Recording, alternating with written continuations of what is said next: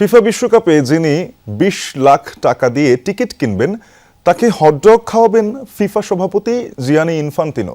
বিশ্বকাপে টিকিটের উচ্চ মূল্য নিয়ে কথা বলতে গিয়ে এমন মন্তব্য তার। বলেছেন, বাজার দর বুঝেই নির্ধারণ করা হয়েছে টিকিটের মূল্য। শুধু তাই নয়, ইনফান্তিনো জানিয়েছেন যুক্তরাষ্ট্রে $৩০০ কমে কোনো কলেজ ম্যাচও দেখা যায় না, আর এটা তো বিশ্বকাপ।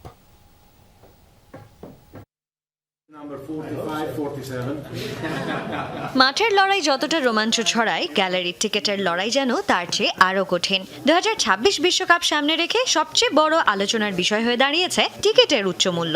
ফুটবল প্রেমীদের দীর্ঘদিনের অভিযোগ, সাধারণ সমর্থকদের নাগালের বাইরে চলে যাচ্ছে গ্যালারির সিট। বিশ্বকাপের টিকিটের মূল্য নিয়ে ব্যাপক সমালোচনার মুখে পড়েছে ফিফা, তবে তাতেও যেন টনক নড়ছে না ফুটবলের নিয়ন্ত্রক সংস্থাটির। এমন সব সমালোচনাকে সরাসরি নাকচ না করলেও নিজের অবস্থানেই অনড় সভাপতি জিয়ানি ইনফান্তিনো। তার মতে, এই অস্বাভাবিক উচ্চমূল্য নাকি বিশ্বকাপ দেখার ব্যাপক চাহিদার প্রতিফলন। কেউ যদি রিসেল মার্কেটে $20 লাখ টিকিট দেয়, তার মানে এই নয় যে টিকিটের আসল দাম এত, যে কেউ সেই দামে কিনবেই। তবে কেউ যদি $20 লাখ টিকিট কেনে, তবে আমি তাকে হটডগ আর কোক এনে দেব, যাতে সে ম্যাচটি দারুণভাবে উপভোগ করতে পারে।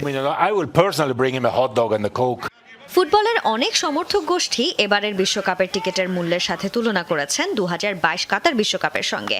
যেখানে ফাইনালের টিকিটের মূল্য ছিল সর্বোচ্চ $1,600, সেখানে এবারের বিশ্বকাপের ফাইনালের সবচেয়ে দামি টিকিটের দাম ধরা হয়েছে প্রায় $11,000। তবে ইনফান্তিনোর দাবি, এই মূল্য বৃদ্ধি যৌক্তিক।